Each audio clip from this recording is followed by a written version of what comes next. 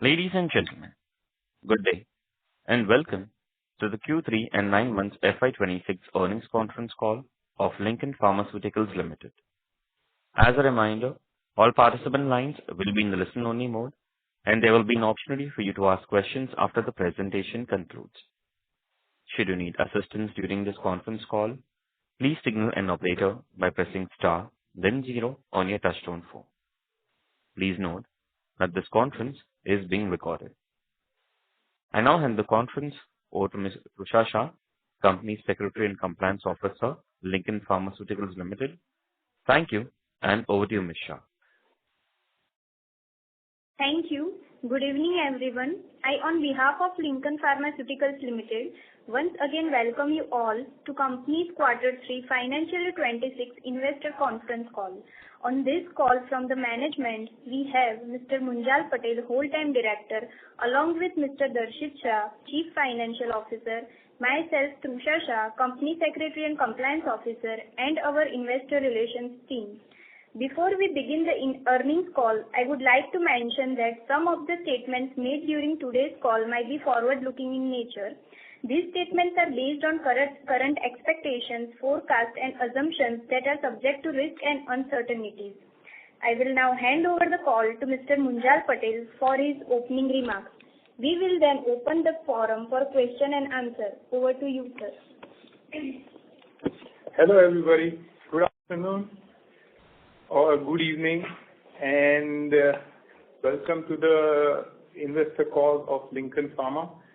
My name is Munjal Patel, and I'm one of the management partner in the company as a whole-time director. Particularly for the Q3, we are looking at the numbers of the revenue is 166.32 compared to last year, which was 146.55. This is quarter 3 to quarter 3 FY26 to quarter 3 FY25. The EBITDA is 38.74 compared to last year. It was 32.63 last year. Profit before tax is 34.72. Wherein last year it was 28.68. NP, net profit, is 28.60 compared to last year it was 20.77, and EPS is 14.28 compared to last year, which was 10.37.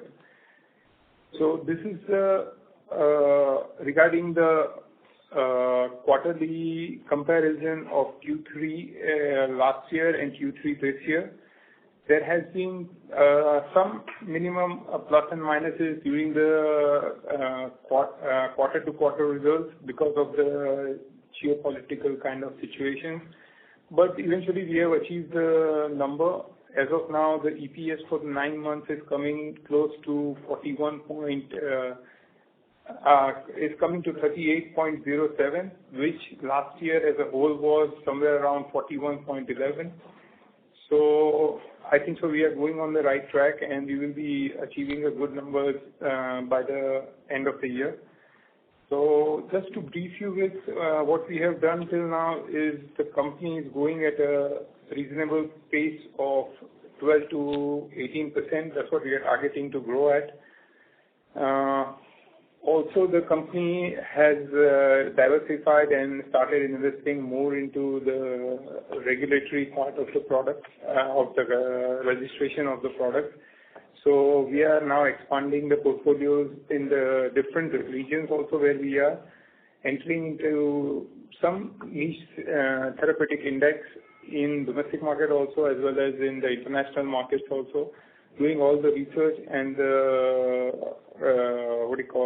these studies, as well as the whole dossier documentation process at our own site, and we will be submitting it into multiple countries, regulated countries also, which will give us growth.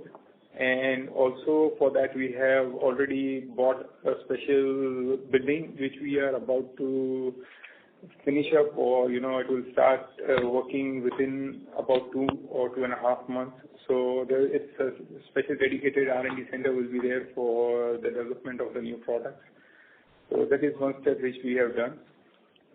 Second step is the Cepha block, which was about to commence, has already commenced, and the revenue has started churning around in that one also. Still a lot of regulatory has to come, but whatever we could start with and the regulatories we are waiting on, that will add on to the value. But today we are doing about roughly around 45 CR of business, which we are targeting this year.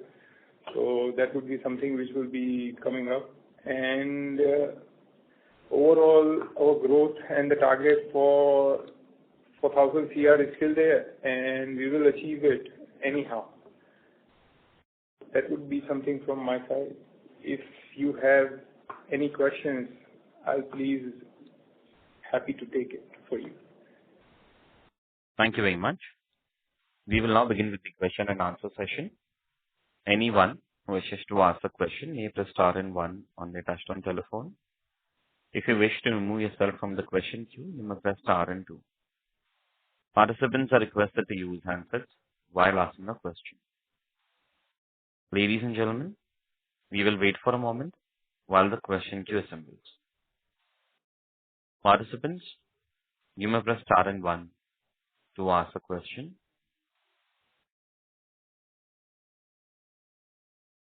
The first question is from the line of Pranav Shikre from Fin Avenue Growth Fund. Please go ahead. Hello, sir. Good afternoon, and congratulations on good set of numbers. So my question was for a long-term target of 1,000 crores, where will the major growth come from, domestic branded generic, exports, or the regulated markets? And what is the realistic timeline for regulated market contribution to happen, and where are we currently over there? Can you share some light on that? Thank you, Mr. Pranav. First of all, the growth which we are expecting will, of course, come from the basic growth will come from the existing facility, wherein the new dossiers as well as the new products which we have launched and are being exhibited will come from there. That is the first growth, because that is the existing business what we are doing. We are still looking at an upwards of another 10-15% by next year at the first lot.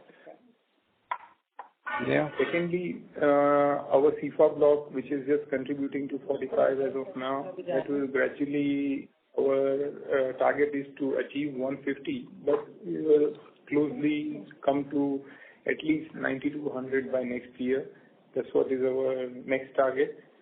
And also with the current business, since in the domestic market also, you see that our products are spread in a bigger way in comparison to what we were. Our T-Nex molecule, which is one of the key amongst the ENT segment. Today we are one of the brand leaders in the ENT segment. So, and now we are even exploring other market therapeutic index in the, the different horizon of the industry. So this is what we will have the growth from. Also regarding the regulated markets, we have done CMO and CDMO projects already signed with the company, wherein we are looking at total right now we have 18 or 19, something which is already being processed. Yeah, so 5 we have already signed. So probably around 24, 25 CDMO projects will be commercialized. So that's where we'll get the regulated market approval from. And whatever new we are developing, that also we will put in these regulated markets. So that will be a bonus which will again help the business to grow and touch the 1,000. We might even cross the 1,000. Understood. And so for our domestic business, what is our doctor coverage expansion strategy, and which therapy areas are delivering the highest prescription growths, and can you tell something about that? See, if you see our highest therapeutic growth is coming up from anti-infectives, then is the respiratory, then is the alimentary and metabolism, which is what we are looking at. Another is urinary, then hormones, and then is the muscular pain and other therapeutic index. So this is our major contributors. Understood. Thanks, sir. I'll join back in the queue for it. Thank What do you. you say? So he said he will join back the queue for a follow-up question. Okay. Thank you. Participants, you may press star and one to ask a question. Next question is from the line of Vikas, an individual investor. Please go ahead. Yeah. Hi. Thanks for the opportunity.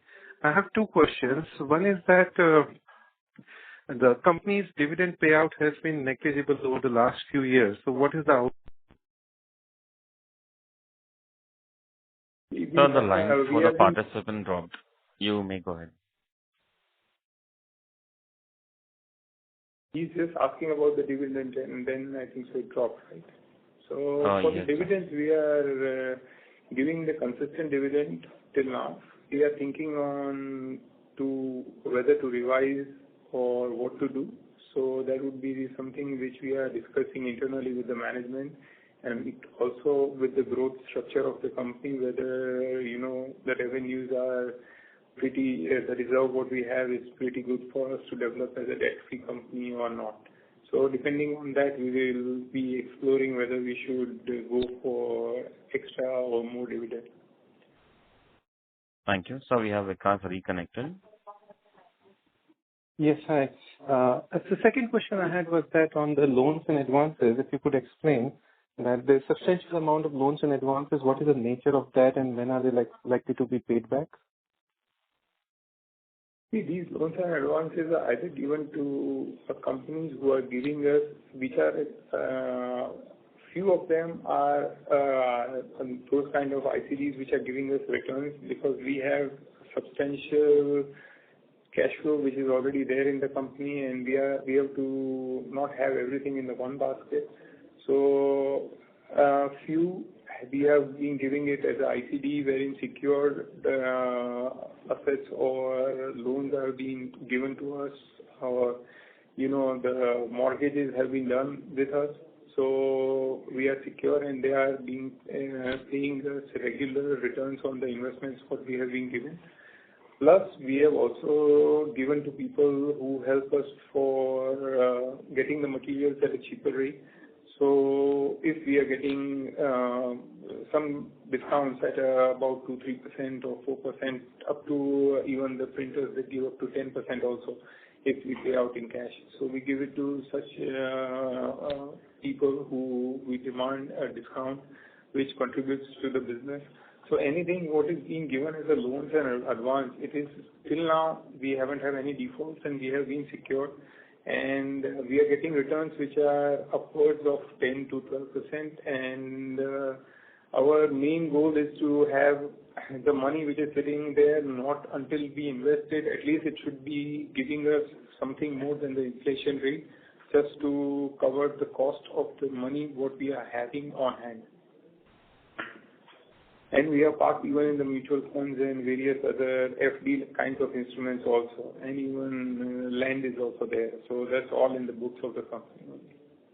Yes, I missed the answer of my first question, but just connecting the 2 points that given the fact that there's substantial surplus cash, it will be then the best interest of the shareholders that instead of investing in the non-core activities, like say the secured against loan against property, etc., it will be best if you could increase the dividend payout so that over a period of time this gets normalized. See, we are trying to, you are right, but we are scared right now is only, our problem is that if we can find something inorganic growth, which we are expecting. So we are, trying to dig into different parts of the pharma industry where we could find something which is an inorganic, and we could take an exponential growth by having such funds on hand. Rather than if I take a payout, we will be since we are the promoters, we would be the happiest ones to get. But we are not doing it is just to safeguard the company as a whole, wherein, if I get a kind of business wherein I can have an additional revenue, it is a beneficiary for the investor also and the company also. So that is our key focus, wherein, the pricing and right now the inorganic growth, if we can get, that's what we are looking at, or we will grow from scratch by building up a greenfield project. So the money sitting there is just for that purpose only. Yes, sir, I totally agree. It's just that you could balance the two, I guess, the two objectives and find a mid-balance. So that will be the great for the company. Thank you. Thank you. Thank you. Participants, you may press star and one to ask a question. Next question is from the line of Rudrash Raheja, Myford Financial Consulting. Please go ahead. Thanks for the opportunity, sir. Am I audible? Yes, sir. you're Go audible. Yeah, sir. I think in our last interaction, we mentioned something about Canada, Australia, and EU business. So, True. if you could provide more color on how we are doing on all those three fronts, what are the current revenue levels, and what kind of ramp-up we are expecting from those regions? Okay, that's what I was coming to when you said that. I already, before also, in the Canadian business, we have already started with the 15 or 17 products commercialized.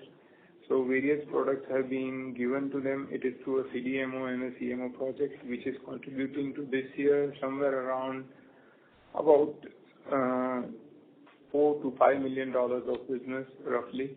And also another total of all is 25 products, which we have 23 or 25 products which we have signed till now. And those products will be developed as well as commercialized. So out of that, commercialization has been done and it is being giving contribution to the company.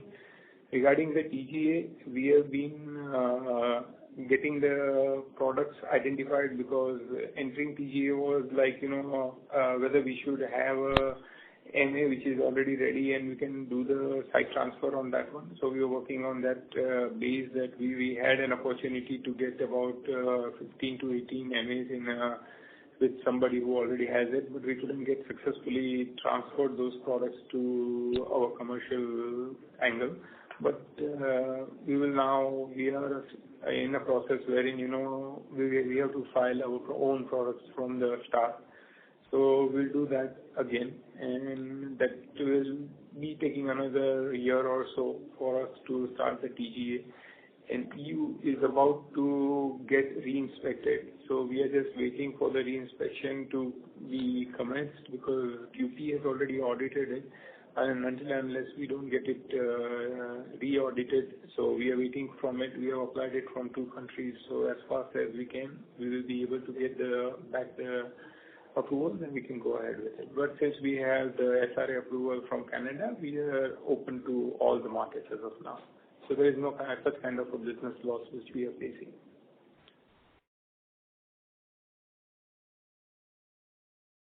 Understood. Sir, you mentioned $4-5 million business from Canada. Are we expecting any ramp-up going forward? Or is this the maximum level that we could do with current set of molecules? As I told you, it is just about 15 or something products, and total is about 23 products which we have to commence. And once that is the basic benchmark, and that is only the tablet line which we are looking at. Now, since Health Canada inspected us in January, we got the tablet, capsule, ointment, sachets, dry syrup, and our liquid syrup line approved. So 6 lines are now approved from Health Canada. So it helps us in various markets which are indirectly accepting the accreditations of such markets which are SRA markets and help us to enter in those markets through these approvals. So, of course it will increase and it may cross even $10 million or $15 million down the line. So we are expecting more business to grow, not even only from this particular region, but we can even grow it from Latin America, we can grow it from Southeast Asia and in other countries wherein these certificates are useful for us to get the product registered, and going forward, it will give us a commercial value.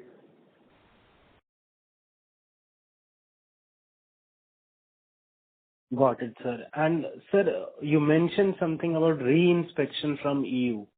I'm sorry, I didn't understand that part. Is this a timeline thing that we have to get inspected again in We a have few a years? time. So every 3 years, they do have an audit. But sometimes, they are in a phase wherein they are already booked with lines. The auditors they have a queue open. So we had an audit from EU Germany, but Germany was full, so now we are targeting even Hungary. So our QP audit, which is the first phase of the audit, that has been cleared. Now we are just waiting for the final audit to come up. So probably we can get it sometime in the mid of May, June sometime. That's what we are targeting.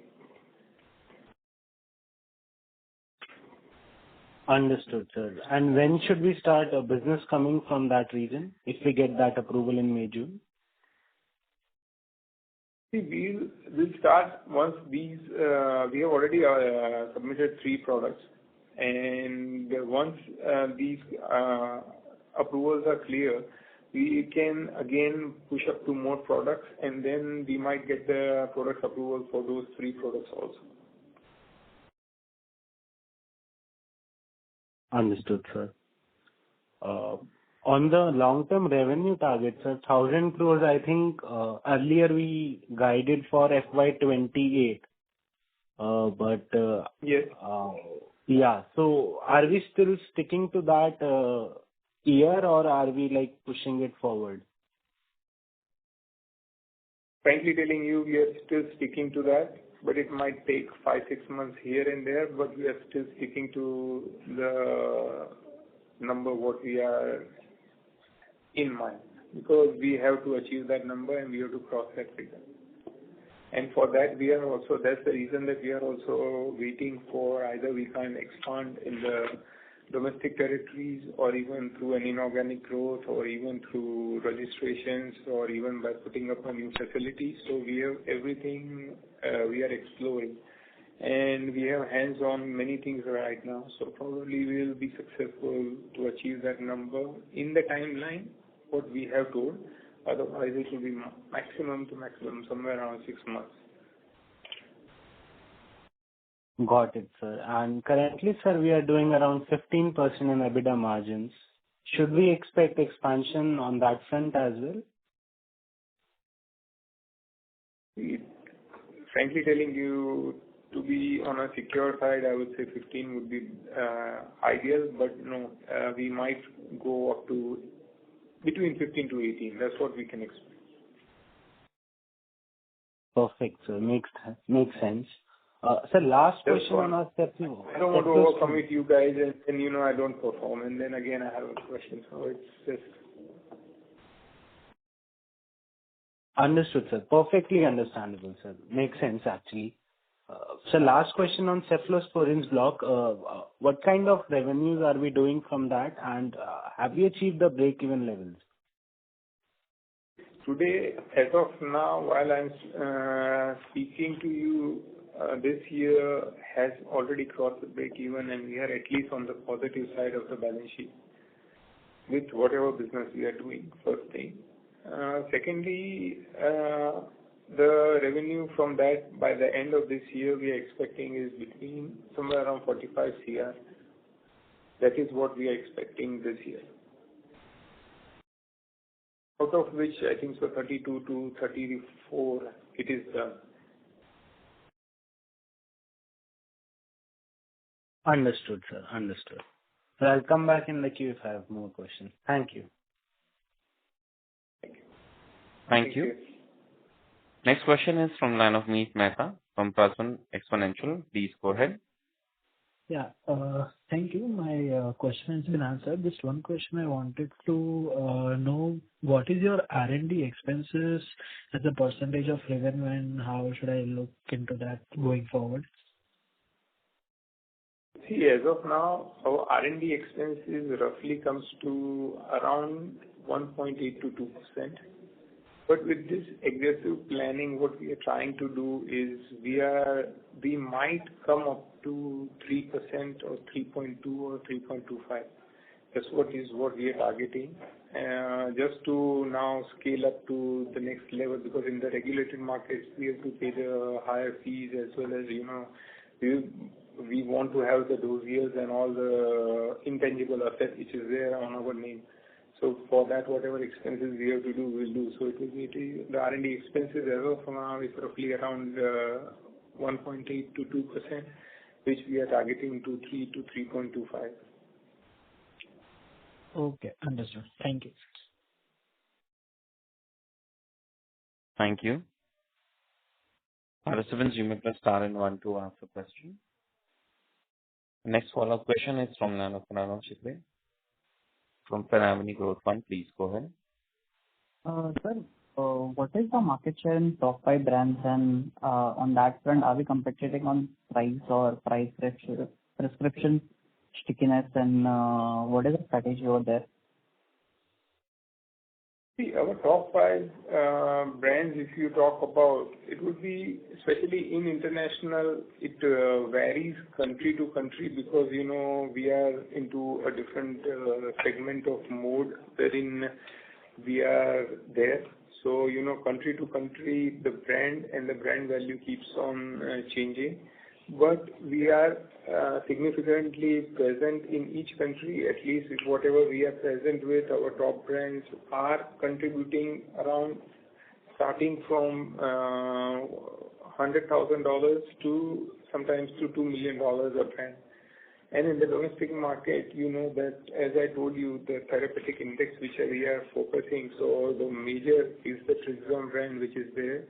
Also with that, there is this VVN brand as well as mobile brand as well as the Phoenix, which is the innovator brand for the ear and Belzigine.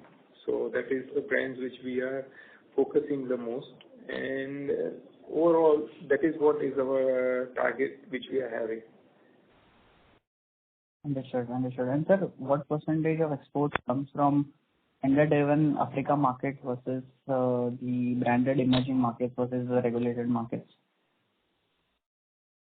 See, to be specific for now, if I consider Africa market or regulated market, mostly now everything has become the same as per the GMP, what has been applied to in even Africa also. So I think so the markets are the same, but if you would ask me for like a Canada one, which I told you as of now we are doing about $3 to $4 million. So we would deduct that much from our current sales, which is the regulated market. Rest everything is coming from Africa, Southeast Asia, Latin America, and the other tendering business like UN, WHO, or UNICEF, or other kit projects which we can have, tender projects. Okay. Understood. That's it from my side. Thanks. Thank you. Next question is from Prashant Shah, individual investor. Please go ahead.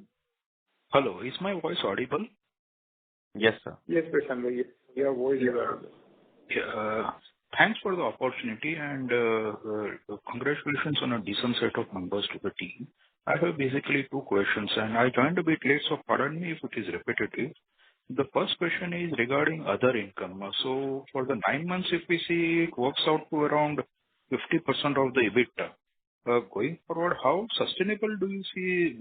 What is this other income, and will this be in the same range, or can you give some more insights into this? Okay. See, the other income is 2 types of income. One is the dollar difference income, which is being generated. So that is one part of the other income. And the second part of the other income is whatever the reserves which we have put and the earnings which we are getting in terms of the return. That is also part of the other income. So these 2 are contributing to the other income.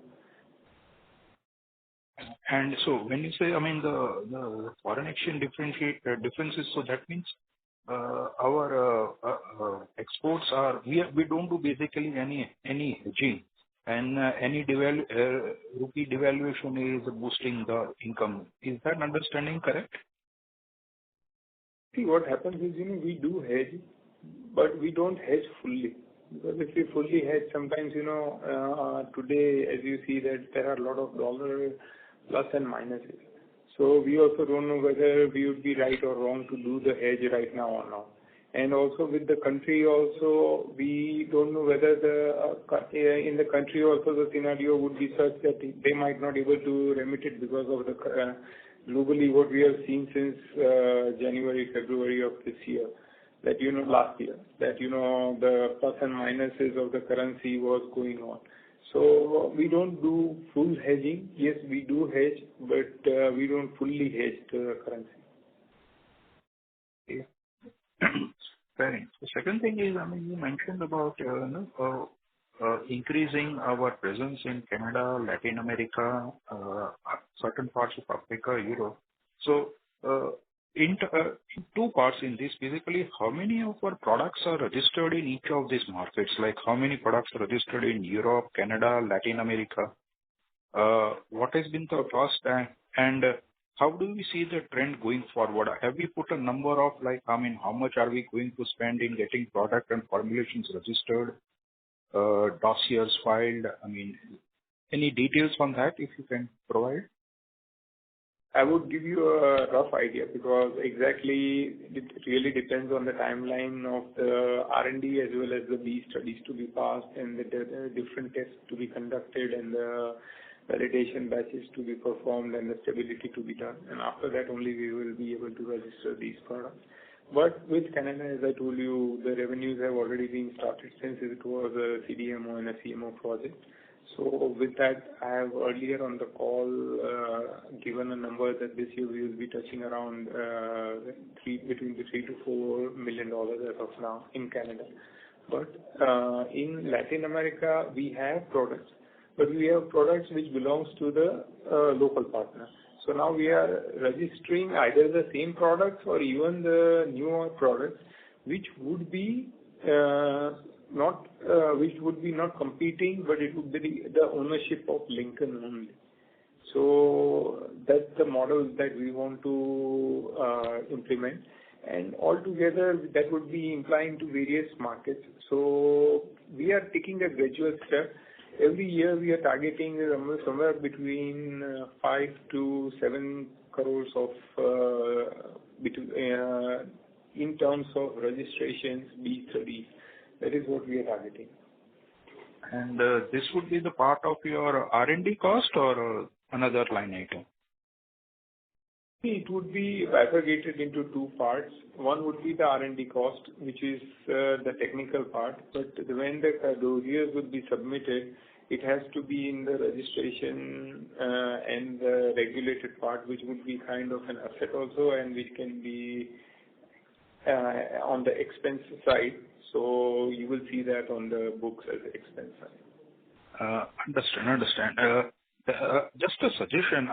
What you have explained, if you can put a slide or two of that in your investor presentation, it will be helpful for us investors to get information about it, and we will be able to track it on a more meaningful way going forward. That's just a suggestion from my side. I think on the website, something is there. If you can just give me, put it on our investor email, they will send you the link to the page where it is.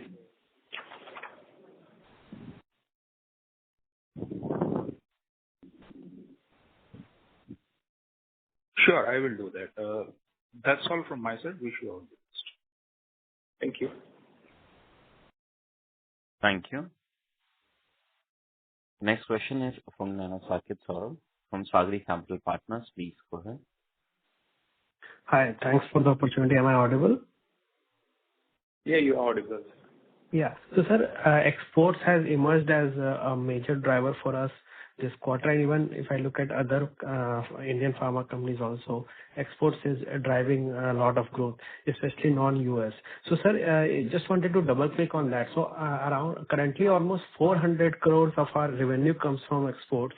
So, how does that, sir, break up across LATAM, Africa, South Asia, say Europe and Canada?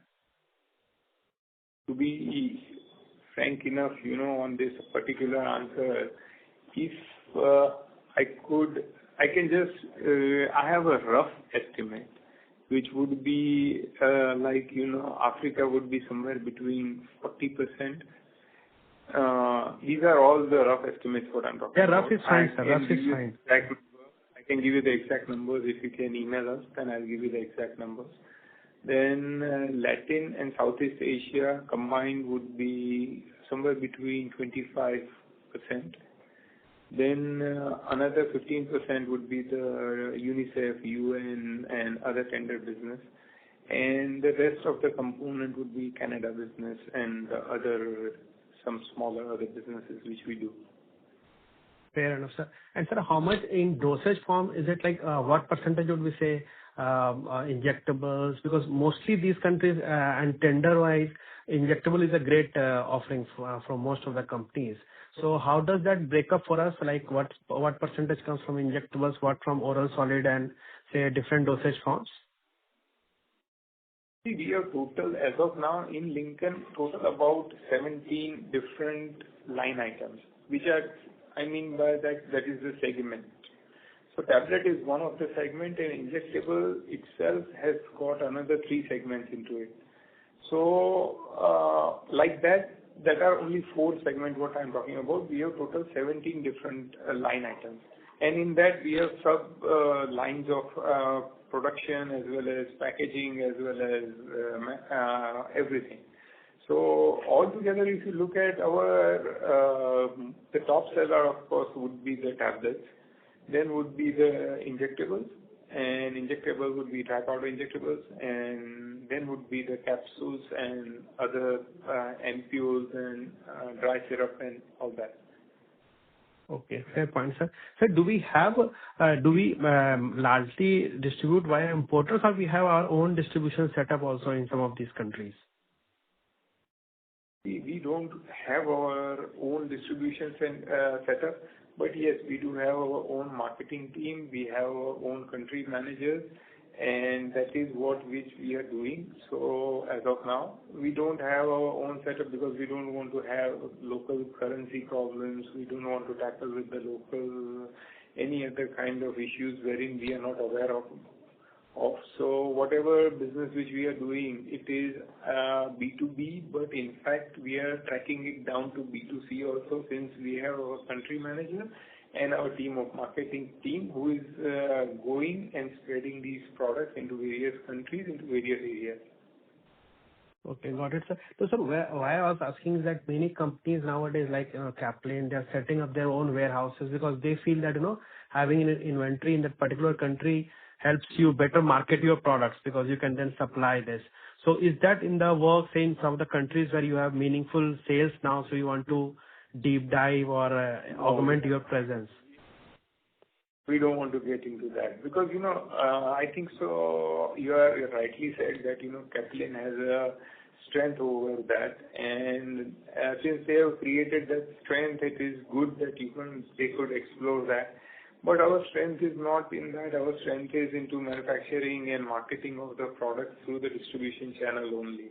So for now, we are going on that line of action only, and we feel comfortable as well as the whole business cycle is visible that way.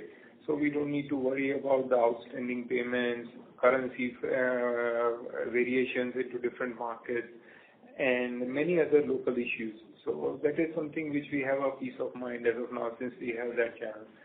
But we would like to go with the channel what we have as of now. Fair point, sir. So currently, I think the domestic export share is around 70% exports. Now for the 1,000 crore guidance that you have given, so what's the mix? Is it 70-30 or it would be more, say, domestic driven?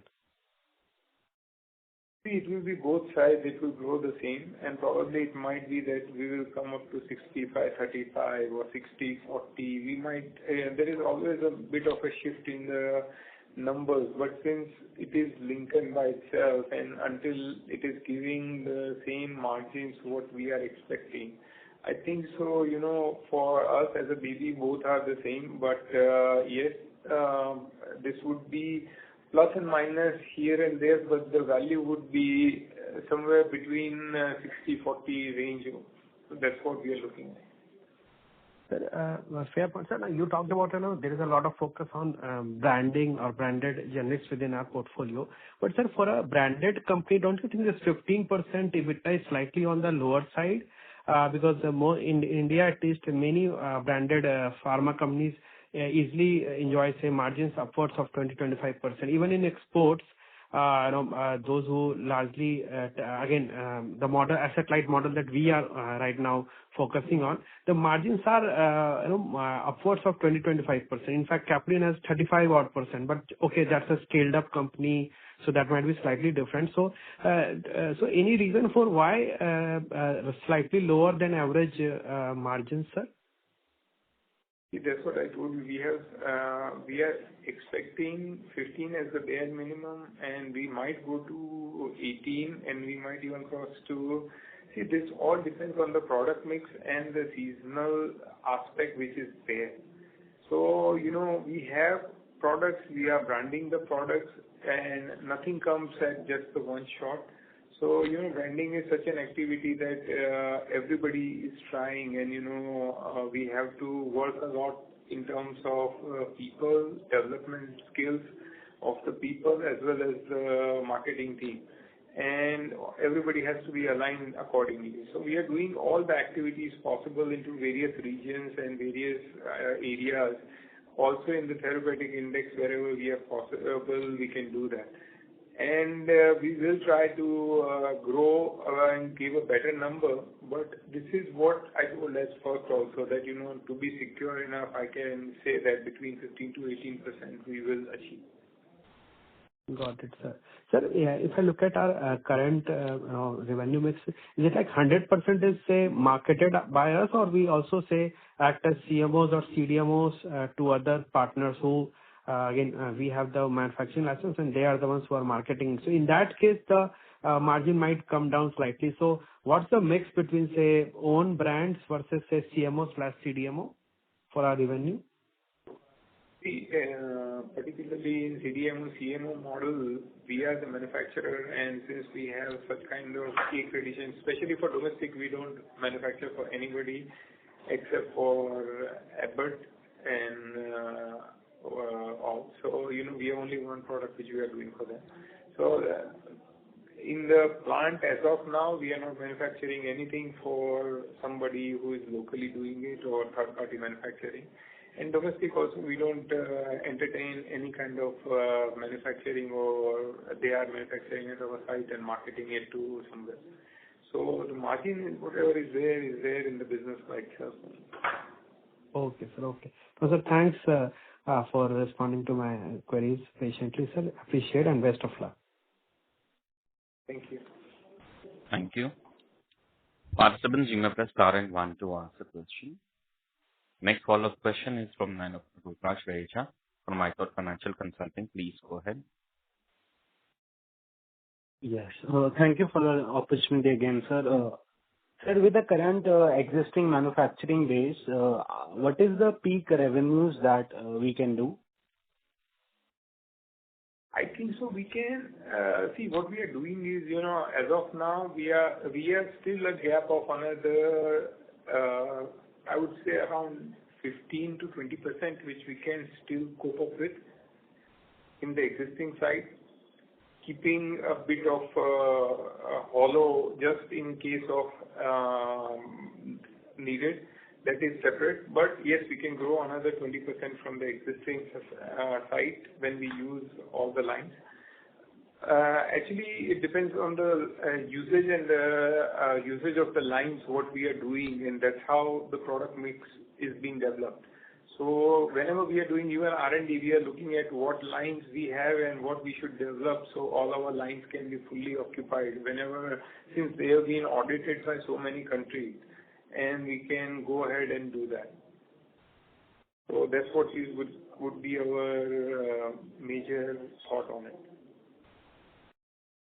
So, if I'm getting it correct, from here onwards, we can do around 750 to 800 crores with our existing base, obviously keeping in mind all of the details that you mentioned. But if we want to go beyond that, we'll either need a new plant or inorganic expansion, like you mentioned during this call.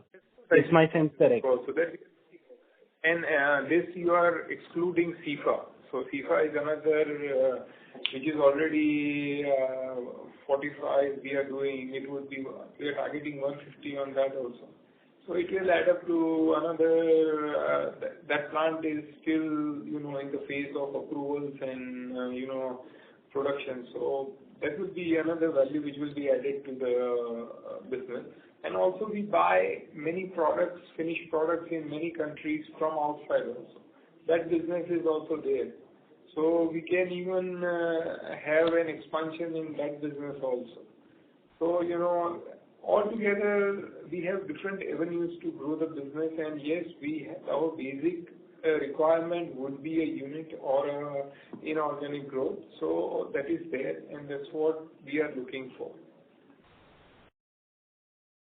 Sir, on this inorganic side, is there any specific niche that we are looking at, maybe some drug type or some therapy that we are looking at, or delivery system, just to get a broad sense? What my bread and butter is mostly the tableting and the injectable part. So firstly, we would be looking at the tableting block somewhere if possible, and that too if they have such kind of accreditations of what we are looking at. So then only we will go with that, and then would be the injectable one. Since we are already into that business, we would like to cover that business first and then go to something different again now into oncology or hormones, which we are also planning to move forward. But firstly, we want to take this as a challenge and take it up from there. Understood, sir. Thank you for answering my question. Thank you. A reminder to all the participants, you must press star and one to ask a question. Next question is from the line of Balaji, individual investor. Please go ahead. Sir. Thank you for the opportunity, sir. Sir, I have a few questions, sir. Most of the questions covered by the previous participant. First thing, sir, is there any plan for the buyback of the share? And we are not doing any kind of buyback. Okay. Sir, previously, in the past 3 years back, there is a promoter shareholding has been gradually increased, but later on there is no more major buying. So, is there any has to increase the shareholding of the promoters, sir? Because yes, as and when required, and whenever we see an opportunity, yes, we will again go with whenever we have that additional funds. Of course, we will invest first in the company only because we will be the most beneficial one out of it. And since we are sitting here all day, so we will do that. So that promoter holding will be increased gradually, and we will keep on doing that. Sorry, thank you for your yes, sir. Sir, one thing, sir, why there is a DI holding is not increasing in our companies, even though FI has increased their shareholding? The DIIs have a criteria of something wherein they have a benchmark limit of the market cap, and after that only they can enter a company. So that's the reason that they don't directly enter the company. And FIIs are looking at the positive results and whatever growth they are looking at, so they can directly invest. So that's the reason that you see the FIIs are there, but DIIs are still not there. Sir, regarding that Africa market, I think they are 40% directly depend upon the Africa market in export. So we are facing any sort of cash ratio. Is there any delay, sir, because of this sort of currency fluctuation? In forex fluctuation, We don't see any kind of losses till now in such kind of even situation, geopolitical. Yes, money comes in like, 10, 15 days, plus and minus, but that is something which we have to do sometimes whenever that happens. Otherwise, money flow is going on in the correct direction. Yes. Sir, this is the last question, sir. In other income, but sometimes in some quarter we see positive contribution, in other quarter we are seeing negative contribution. If that means why those are means our whatever the investment is not generating that much return, sir?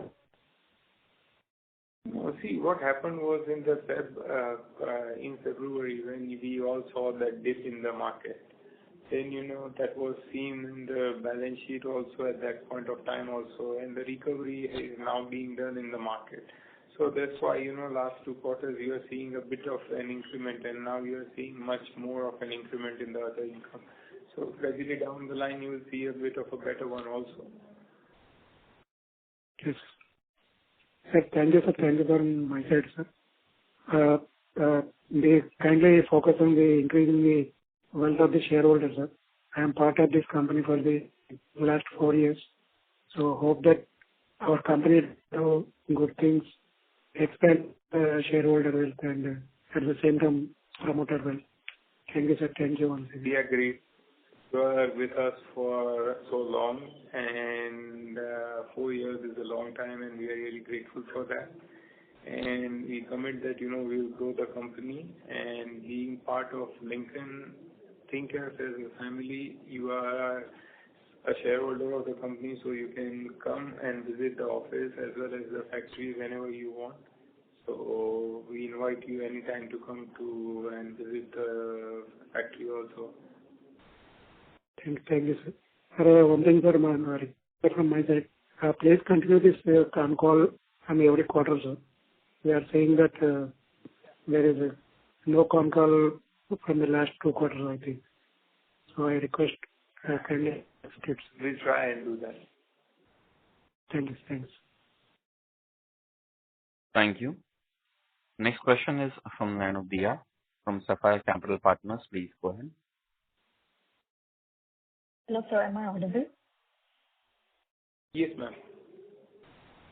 So this 45 crores of revenue that we are expecting by this year end, this is from which segment?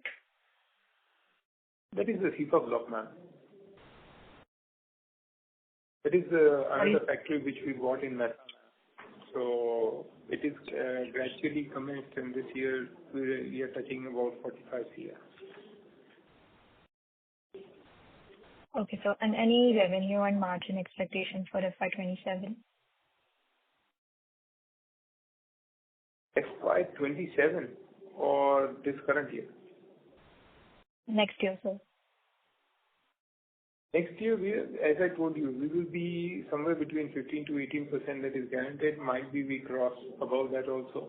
So there are a lot of dynamics which are going on in the market. If I commit something right now and, something goes wrong, or as an industry also, a lot of trade barriers come into it, then we don't know. But yes, we are looking at a better return on whatever we are committing, at least over 18 if possible. But we'll try and do touch the 18 and above benchmark if possible.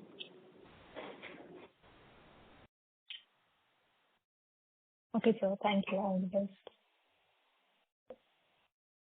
Thank you. As there are no further questions, I'll now hand the conference over to Mr. Manjal Patel for closing comments. Firstly, thank you everyone for joining us today for discussing company's third quarter result and business performance. For any other question, queries, or plant visit, please write to us. We would try to respond them at the earliest possible. Thank you very much again for attending this call, and have a nice day. Thank you very much. On behalf of Lincoln Pharmaceuticals Limited, that concludes this conference.